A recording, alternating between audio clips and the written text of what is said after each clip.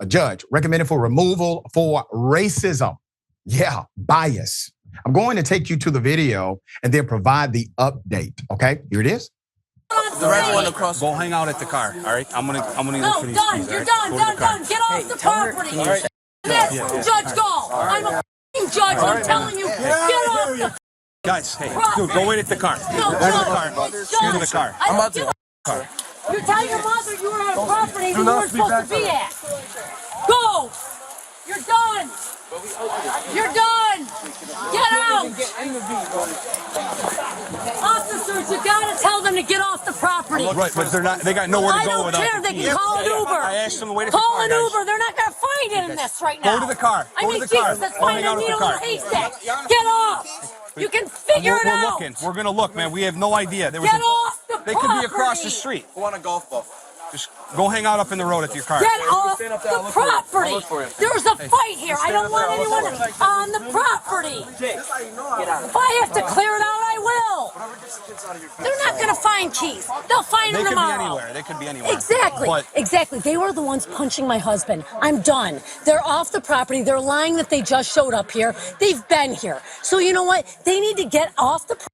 With millions watching and many people benefiting from this program called Indisputable, we just need 1% of the viewers to become a paid member so we can continue to bring this content to you. Now back to the show. All right, that was just a snippet. It was a lot of video. I'm going to provide some of the highlights and give you the update why her removal has now been recommended. So a New York State judge, as you heard her say, I'm Judge Gall. Judge Gall, who engaged in a prolonged offensive rant after a confrontation erupted at a high school graduation party. There's a recommendation now for her to be removed from office. A judicial watchdog panel has now ruled. State Supreme Court Justice Erin Gall, 53 years of age, invoked her authority as a judge to try to get uninvited guests arrested, threatened to shoot black teenagers, and then bragged that her 18-year-old son had, quote, put the smack down, end quote, on another partygoer. The State Commission on Judicial Conduct said in its report issued Monday, the report included multiple police body cam videos showing the incident unfold. The commission found that the good judge here, a white Republican who has served as an elected judge since 2012, quote, created at least the appearance that she harbored racial bias, which could undermine public confidence in her integrity. The Judicial Conduct panel said that impropriety permeated Gall's conduct after the July 1st, 2022 graduation party at a friend's house got out of hand.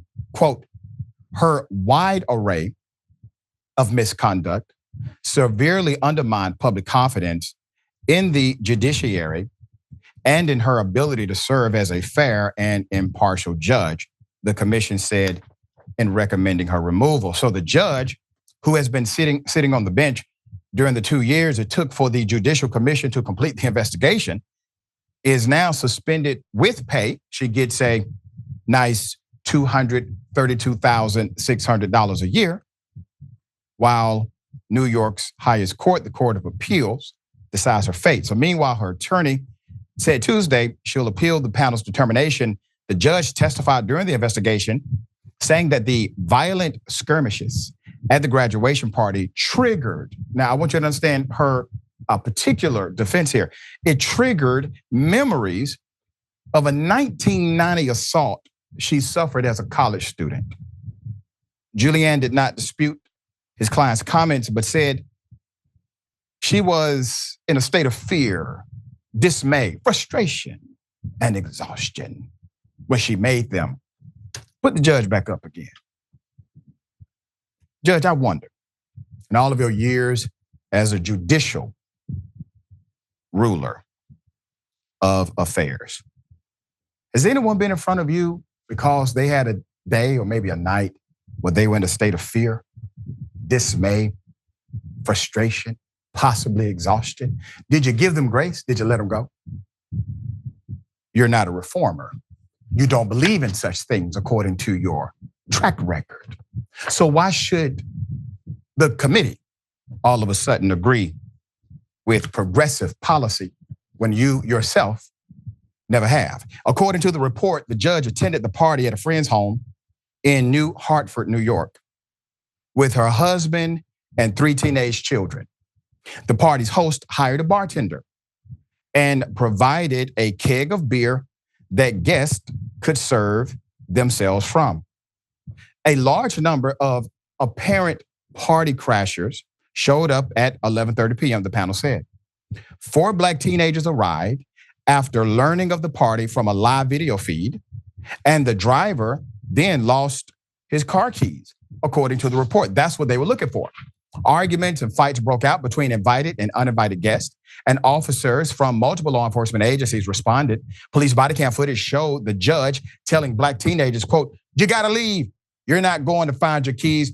You gotta call an Uber and get off the property," end quote. She then said, quote, "Well, you're gonna get in an Uber, buddy, or you're gonna get a cop escort home." That's how it's happening. That's what I'm telling you right now. That's how I roll. That's how I roll. That's how Mrs. G rolls. I promise you she said this like verbatim, okay? I'm reading the transcript. She called herself Mrs. G. And she said, "This is how Mrs. G rolls," to 4 black teenagers who are trying to find their damn keys to get away from this crazy ass woman. All right. She says, "We're clearing out this place." So the judge tried to get the police to arrest the black teenagers for trespassing. I'm saying, quote, "I've done this for 1,000,000 years. I'm a lawyer. I'm a judge. I know this." She also yelled at the teenagers to get off the property. And that's from Judge Gall. "I'm a judge." And she used profanity in that particular proclamation. So both the judge husband, and her 18-year-old son were involved in the fighting. So the judge told officers that her son, quote, "put a smack down once he got hit." I doubt that. She also said, quote, "My husband and son got hit first, but they finished like I taught them," end quote. In a written response to the commission's report, the judge lawyers wrote, quote, "The respondent's son was slapped, kicked, knocked to the ground, kicked in the head and body, and beaten by 4 or more of the uninvited individuals.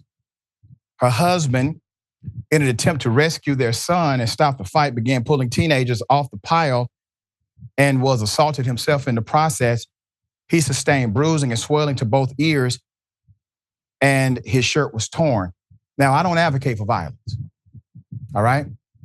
I don't know what exactly happened, but I do know that what she said happened doesn't align with what the commission said happened. The commission says that they got their ass kicked. That's what the commission says in their official report.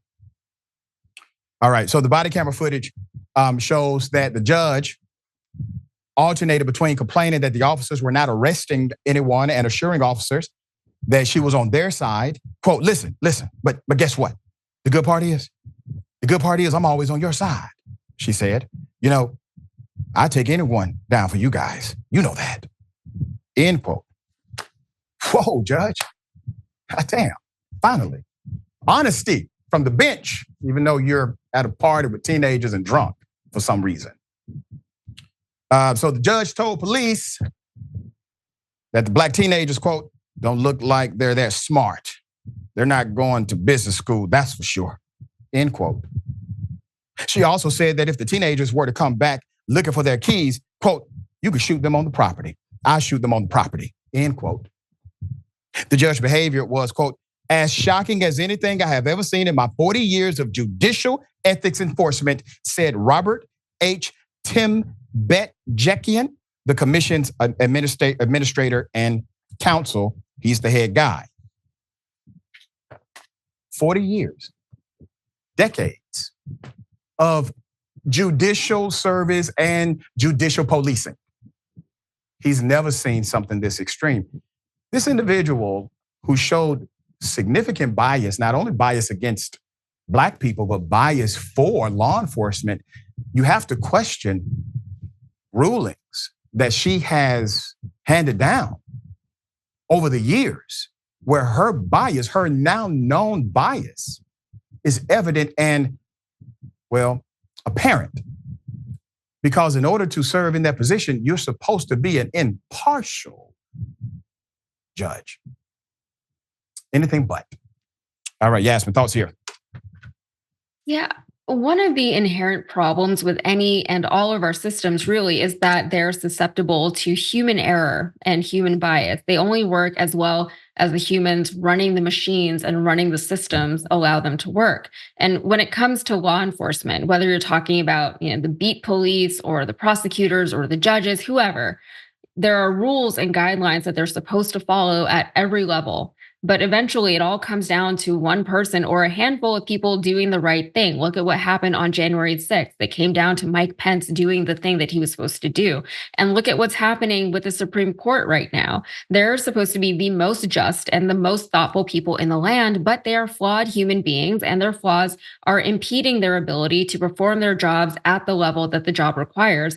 And this is why checks and balances are built into our governing system. This is why checks and balances are so important in our government and in our law enforcement systems.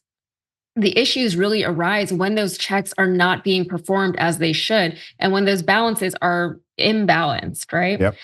It kind of reminds me when I had to take defensive driving for a speeding ticket. I promise this is relevant. So much of the advice that they were giving me was about how to prevent accidents on the road, and it was all about personal responsibility. The rules required everyone on the road to act and behave perfectly all the time in every imaginable scenario, including or especially in times when the driver is under duress, especially in very stressful situations. If your system requires every single person to act perfectly at every single time, it is not a good system. You have to account for human error somewhere, because human error and human fallibility is inevitable. And that's what we're seeing here in this case.